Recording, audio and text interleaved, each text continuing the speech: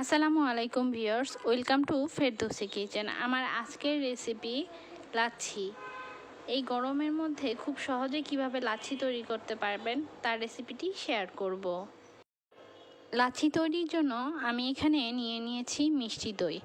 দইয়ের কোয়ান্টিটিটা আমি বলে দিচ্ছি না, আপনারা যে কয়জনের জন্য লাচ্ছি তৈরি করবেন সেই পরিমাণ অনুযায়ী দইটা নিয়ে নেবেন।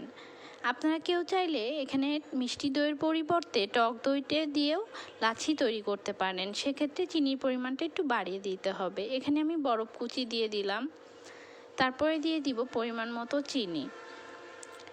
এখানে একটা কথা আছে, আপনাদের ব্লেন্ডারটা যদি খুবই কম ওয়াটের হয় তাহলে কিন্তু আপনারা বরফগুলো আগে থেকে একটু ভেঙে তারপরে ব্লেন্ডারে দিবেন, না হলে কিন্তু ব্লেন্ডারটা নষ্ট হয়ে যাবে। আর লাচ্ছি তৈরির ক্ষেত্রে আমি ঠান্ডা পানি ব্যবহার করেছি, আপনারা চাইলে এখানে দুধটাও ব্যবহার করতে পারেন।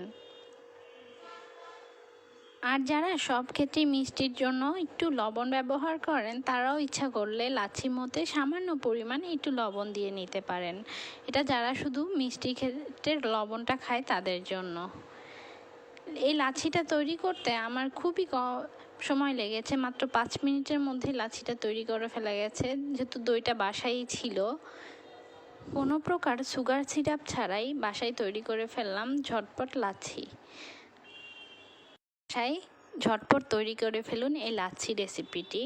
আর আপনারা কমেন্ট বক্সে শেয়ার করুন যে এই ইজি রেসিপিটি আপনাদের কেমন লাগলো। আমার ভিডিওটি যদি আপনাদের ভালো লেগে থাকে তাহলে একটি লাইক দিবেন, কিছু জানার থাকলে কমেন্ট করবেন।